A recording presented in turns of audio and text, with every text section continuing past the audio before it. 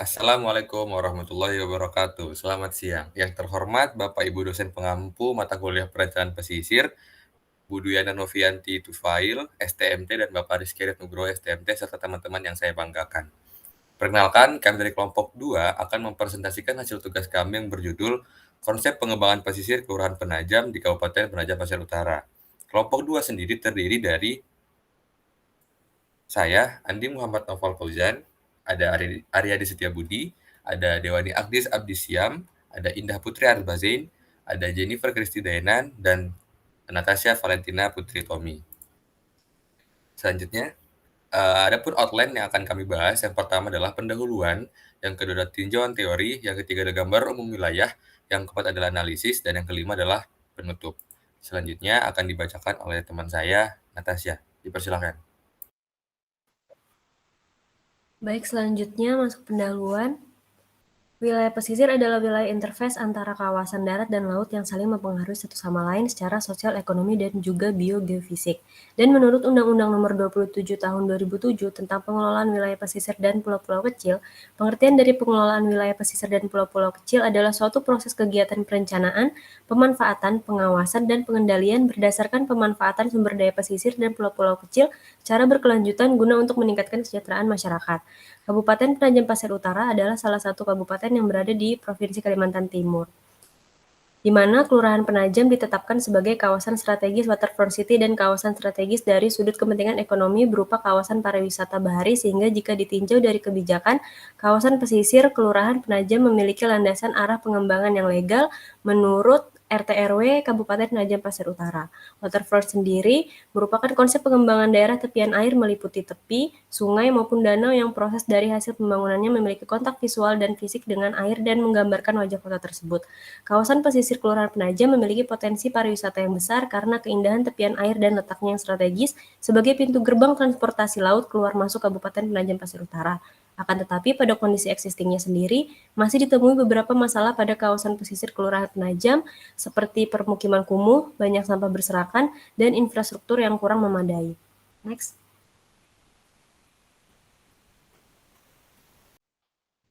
Selanjutnya ada tujuan dan sasaran. Tujuan dalam penyusunan rencana pengembangan ini adalah untuk menerapkan konsep pengembangan kawasan pesisir pada Kelurahan Penajam. Dengan sasaran, mengidentifikasi kondisi fisik, ekonomi, sosial, dan kelembagaan pada kawasan pesisir Kelurahan Penajam, serta menetapkan konsep pengembangan kawasan pesisir Kelurahan Penajam.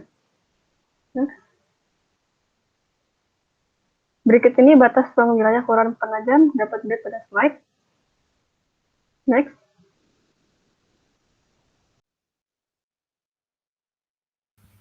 Selanjutnya masuk pada tinjauan teori, next. Yang pertama, mengenai wilayah pesisir, berdasarkan Undang-Undang Nomor 27 Tahun 2007, wilayah pesisir didefinisikan sebagai wilayah peralihan antara ekosistem daratan dan laut yang ditentukan oleh 12 mil batas wilayah ke arah perairan dan batas wilayah kabupaten kota ke arah pedalaman. Prinsip pengelolaan wilayah pesisir dan lautan secara terpadu mengacu pada Clark yang menyatakan bahwa terdapat 15 prinsip dalam pengelolaan wilayah pesisir dan lautan secara terpadu. Salah satunya adalah pemanfaatan multiguna atau multiple uses yang merupakan kunci keberhasilan dalam pembangunan wilayah pesisir secara berkelanjutan. Wilayah pesisir dan pulau-pulau kecil memiliki keragaman potensi sumber daya alam yang tinggi, maka dari itu perlu dikelola secara berkelanjutan dan berwawasan global dengan memperhatikan aspirasi dan partisipasi masyarakat dan nilai-nilai bangsa yang berdasarkan norma hukum yang berlaku. Next. Baik, selanjutnya terkait Waterfront City, di mana berdasarkan RT/RW Kabupaten Penajam Pasir Utara, Kelurahan Penajam sendiri ditetapkan sebagai kawasan strategis Waterfront City dan kawasan strategis dari sudut pandang kepentingan ekonomi berupa kawasan pariwisata bahari.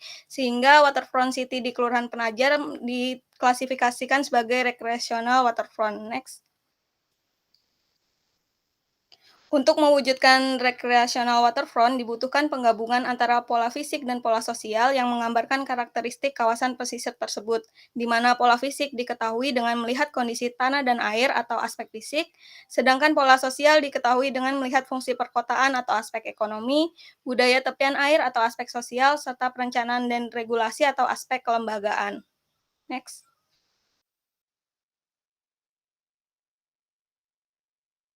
Selanjutnya ada gambaran umum wilayah, next. Yang pertama, mengenai gambaran fisik yang dapat dilihat pada gambar. Next. Selanjutnya ada mengenai fisik perairan. Dapat dilihat pada tabel bahwa nilai suhu laut Teluk Balikpapan adalah sebesar 28 derajat Celcius sampai 31 derajat Celcius.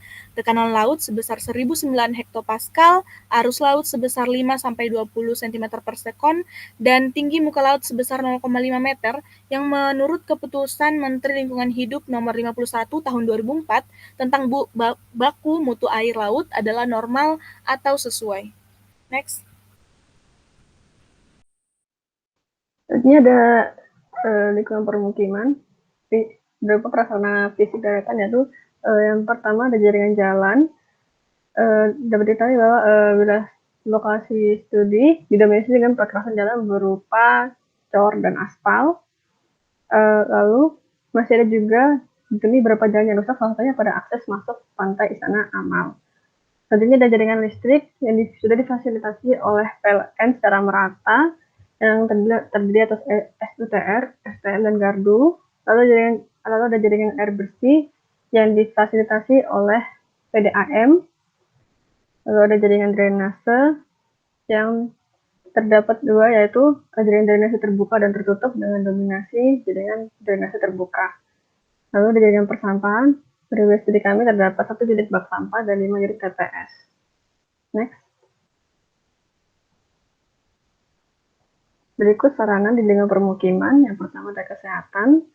Terdapat 6 sarana medik dasar berupa puskesmas dan polikesehatan, dan 5 sarana penunjang medik berupa dokter, bidan, praktek, posyandu, dan apotek.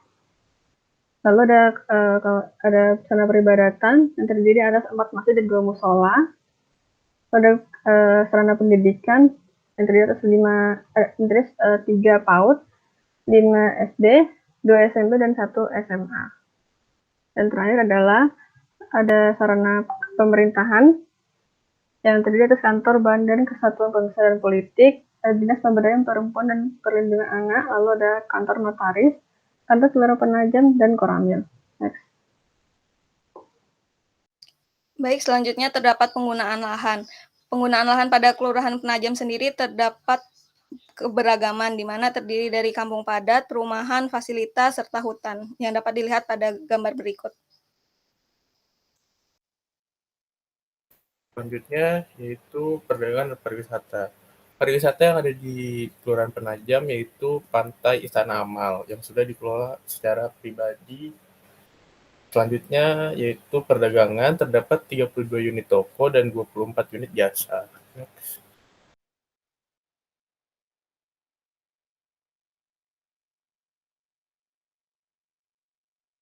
Selanjutnya yaitu tradisi. Tradisi diartikan sebagai adat dan istiadat serta kepercayaan secara turun-temurun yang dipelihara yang ada di Kelurahan Penajam, yaitu tradisi gotong royong yang secara turun-temurun dilestarikan oleh masyarakatnya, yang sering dilakukan oleh masyarakat di lingkungan tempat tinggal mereka. Next.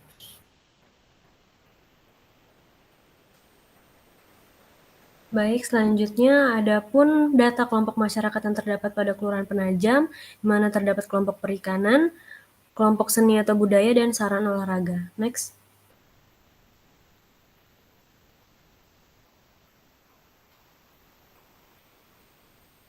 Selanjutnya, ada pun terkait jenis pekerjaan warga dan jumlahnya, di mana pada Kelurahan Penajam didominasi oleh masyarakat yang bermata pencarian sebagai wira swasta. Next.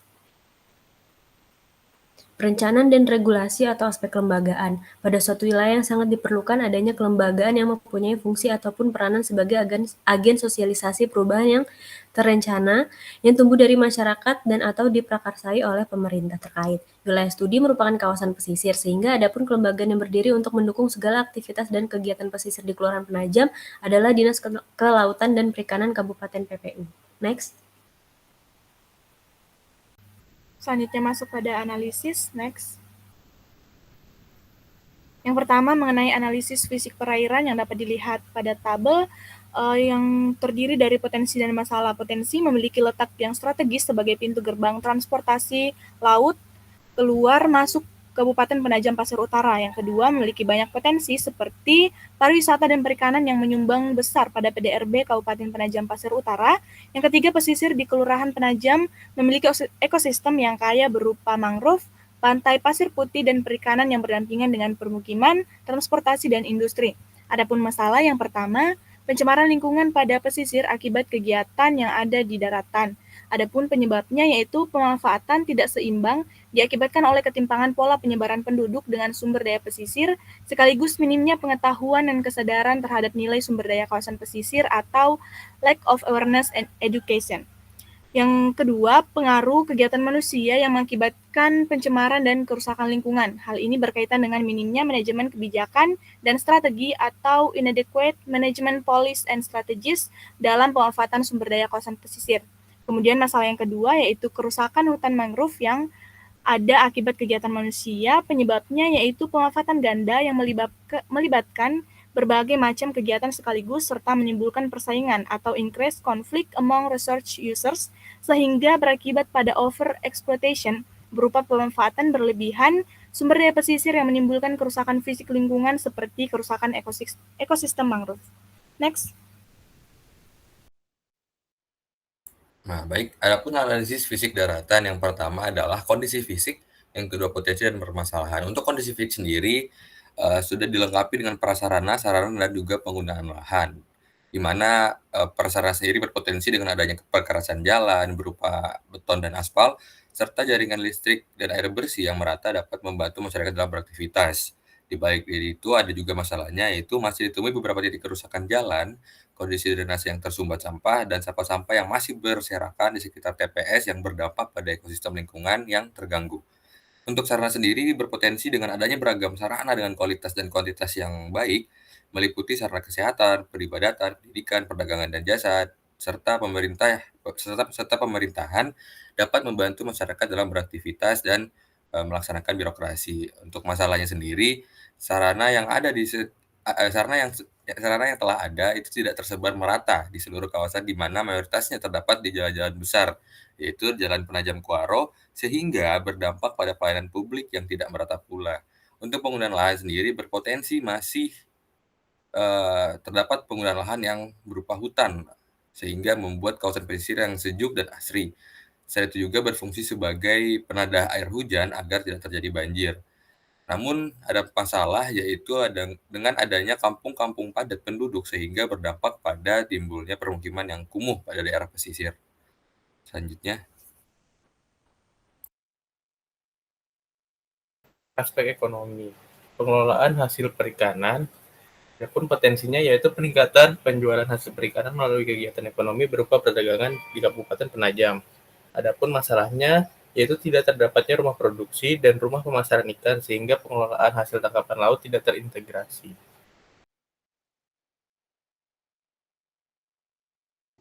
Berikut analisis aspek sosial. Yang pertama, tradisi. Tradisi gotong royong masih dilakukan di masyarakat menunjukkan bahwa masyarakat pesisir dapat bekerja sama dalam keterlibatan pengelolaan kawasan pesisir Kelurahan Penajam sebagai kawasan waterfront city. Tetapi meskipun dengan adanya tradisi gotong royong, masyarakat pesisir masih belum dibekali ilmu mengenai pengelolaan pesisir. Yang kedua, komunitas sosial. Terdapat komunitas olahraga dan kelompok kebudayaan di Kelurahan Penajam yang dapat meningkatkan produktivitas masyarakat pesisir. Selain itu juga terdapat kegiatan usaha bersama kelompok perikanan yang mewadahi para nelayan untuk bekerja sama dan memudahkan akses modal kerja. Dengan masalah, masih banyak masyarakat pesisir yang belum mengetahui dan memanfaatkan komunitas olahraga dan kebudayaan yang ada di Kelurahan Penajam. Yang ketiga, ada mata pencarian dengan potensi sebagai masyarakat bermata pencarian pekerja swasta sehingga dapat meningkatkan pengelolaan sumber daya pesisir yang inovatif. Masyarakat yang bekerja sebagai nelayan juga dapat turut bekerja sama dalam memasak hasil perikanan sebagai bahan baku dalam pengelolaan produk yang dibuat oleh para wirausahawan. Masalah yang didapati adalah hasil perikanan yang didapatkan oleh masyarakat masih belum diolah dan hanya dijual langsung. Hal ini menunjukkan kurangnya kerjasama antara nelayan dan wirausahawan dalam mengelola sumber daya pesisir di Kelurahan Penajam. Next. Baik, selanjutnya masuk ke analisis kelembagaan, di mana dengan adanya Dinas Kelautan dan Perikanan dan beberapa kelompok masyarakat perikanan yang ada, hal ini berpotensi untuk meningkatkan sumber daya manusia yang bergabung dalam lembaga tersebut. Kemudian lembaga yang terdapat pada suatu kelurahan tersebut dapat berperan dalam memajukan potensi perikanan yang dimiliki oleh Kelurahan Penajam, dan dengan tersedianya lembaga tersebut dapat menjadi wadah pengolahan hasil perikanan tangkap berupa olahan ikan dan olahan lainnya. Sedangkan untuk permasalahannya sendiri dapat disimpulkan bahwa masih banyaknya masyarakat yang menggunakan fasilitas berupa perahu milik pribadi yang tidak disediakan dari lembaga kelompok perikanan dan lembaga yang terdapat di Kelurahan Penajam hanya sampai tingkatan kelas madya. Next. Baik, selanjutnya isu strategis dan strategi pengembangan, di mana yang pertama dengan isu pencemaran lingkungan pada pesisir, maka dilakukan strategi pengembangan berupa yang pertama, melakukan pengelolaan sumber daya perikanan dan kelautan secara baik tanpa merusak ekosistem yang ada. Kemudian, melestarikan sumber daya pesisir secara terpadu dan berkelanjutan. Yang kedua, dengan isu kurangnya sarana dan prasarana pendukung kawasan pesisir, maka dilakukan strategi pengembangan dengan memperbaiki, menambah, dan mengelola sarana dan prasarana yang ada secara berkala sehingga dapat mendukung aktivitas kawasan pesisir. Selanjutnya dengan isu tidak terdapatnya pengelolaan hasil tangkapan laut yang terpadu atau langsung dijual, maka dilakukan strategi pengembangan yang pertama membimbing kelompok-kelompok nelayan dalam pengelolaan pesisir secara sistematis meliputi praproduksi, produksi, hingga pasca produksi. Yang kedua, mendorong berkembangnya usaha-usaha dalam pemanfaatan pesisir seperti perdagangan perikanan. Kemudian dengan isu tidak terdapat tempat produksi dan tempat pemasaran ikan sehingga pengelolaan hasil tangkapan laut tidak terintegrasi, maka dilakukan strategi pengembangan yaitu melakukan pembangunan tempat produksi dan tempat pemasaran dalam satu lokasi. Next. Kemudian dengan isu objek wisata dan akomodasinya yang kurang memadai, dilakukan strategi pengembangan yang pertama, menambah spot-spot wisata tepian air lainnya sehingga tidak hanya ada di Pantai Istana Amal. Kemudian menambah fasilitas-fasilitas akomodasi pariwisata sehingga dapat mengoptimalkan pariwisata yang ada seperti penginapan, parkir, ruang terbuka, food court, dan lain sebagainya. Kemudian melakukan monitoring fasilitas-fasilitas yang ada sehingga tidak terjadi kerusakan, serta sering melakukan branding pariwisata tepian air ke berbagai sosial media. Kemudian dengan isu rendahnya pengetahuan masyarakat terhadap pengelolaan pesisir, maka dilakukan strategi pengembangan yang pertama, mengadakan pelatihan bagi masyarakat terkait pemanfaatan pesisir sehingga masyarakat memiliki pengetahuan dan keterampilan yang mumpuni dalam pengelolaan pesisir. Kemudian melibatkan masyarakat dalam segala bentuk pengelolaan pesisir seperti pariwisata, konservasi, dan lain sebagainya. Kemudian dengan isu kurangnya kerjasama antar nelayan dan wirausahawan dalam mengelola sumber daya pesisir di Kelurahan Penajam, maka dilakukan strategi pengembangan dengan membangun kemitraan yang menguntungkan antara nelayan sebagai produsen dan wirausahawan sebagai distributor. Kemudian dengan isu masih banyaknya masyarakat yang menggunakan fasilitas berupa perahu milik pribadi yang tidak disediakan dari lembaga kelompok perikanan, maka dilakukan strategi berupa melakukan monitoring dan evaluasi kesesuaian kegiatan kondisi existing terhadap kebijakan dan peraturan yang ada. Next. Strategi-strategi tersebut bertujuan untuk mengatasi permasalahan-permasalahan yang ada pada kawasan pesisir sehingga dapat mengoptimalkan potensi yang dimilikinya. Kemudian strategi tersebut juga dituangkan dalam konsep pengembangan yaitu waterfront city dengan recreational waterfront sebagaimana kajian yang telah dilakukan terhadap kondisi existing, arahan kebijakan, serta analisis yang telah dilakukan, di mana walaupun terdapat potensi pariwisata bahari yang besar, tetapi dalam pelaksanaannya belum dimanfaatkan dengan maksimal. Sehingga dengan strategi dan konsep ini, maka diharapkan mampu mengoptimalkan pariwisata bahari yang ada di Kelurahan Penajam. Next. Baik, selanjutnya penutup. Yang pertama itu ada kesimpulan. Secara fisik, Kelurahan Penajam memiliki kondisi topografi berupa pesisir atau tepi laut dengan kemiringan lereng 0-8% serta morfologi berupa dataran-dataran yang bergelombang. Sedangkan pada daerah daratan atau daerah permukiman telah dilengkapi dengan sarana maupun prasarana yang cukup memadai seperti jaringan jalan, jaringan persampahan, jaringan drainase, air bersih, dan listrik. Untuk sarananya juga sudah dilengkapi dengan sarana kesehatan, peribadatan, pendidikan, dan pemerintahan umum. Yang kedua, untuk aspek ekonomi, kawasan pesisir Kelurahan Penajam didominasi dan kegiatan perdagangan yang terdiri dari 32 unit toko kelontong atau warung dan 24 unit jasa. Yang ketiga, terdapat tradisi yang berkembang sedari dulu yaitu gotong royong yang dilakukan oleh masyarakat yang tinggal di sekitar kawasan pesisir Kelurahan Penajam. Kemudian terdapat pula komunitas-komunitas sosial seperti kelompok nelayan, kelompok karyawan atau buruh industri, dan kelompok kesenian budaya serta sarana olahraga. Selanjutnya, untuk aspek kelembagaan sendiri, masyarakat sekitar khususnya yang tergabung dalam kelompok nelayan terbantu dengan adanya kelembagaan tersebut dengan peningkatan sumber daya manusia yang dilakukan. Hanya saja masih terdapat masalah yaitu kurangnya fasilitas yang diberikan seperti masyarakat masih bergantung pada kepemilikan kapal ke perahu pribadi untuk melakukan kegiatan penangkapan ikan. Yang kelima, setelah dilakukan analisis, maka ditentukanlah strategi-strategi pengembangan yang disarankan untuk mengatasi permasalahan yang ada sehingga dapat mengoptimalkan potensi yang dimiliki, di mana strategi tersebut dituangkan ke dalam konsep pengembangan waterfront city dengan recreational waterfront. Adapun lesson learned atau apa yang dapat dipelajari dari tugas kali ini yaitu penulis jadi bisa memahami dalam penyusunan rencana pengembangan satu kawasan pesisir haruslah memperhatikan banyak aspek seperti fisik, sosial, ekonomi, dan kelembagaan. Selain dari itu, penulis juga mampu memahami bagaimana cara melakukan studi sebelum melaksanakan perencanaan suatu kawasan, khususnya kawasan pesisir. Adapun penulis juga mampu memahami tentang konsep pengembangan yang didasari dari solusi suatu pengembangan dengan mengetahui terlebih dahulu potensi dan permasalahan dalam perencanaan tersebut. Sekian dari kelompok kami, kurang lebihnya mohon dimaafkan. Terima kasih. Wassalamualaikum warahmatullahi wabarakatuh. Selamat siang.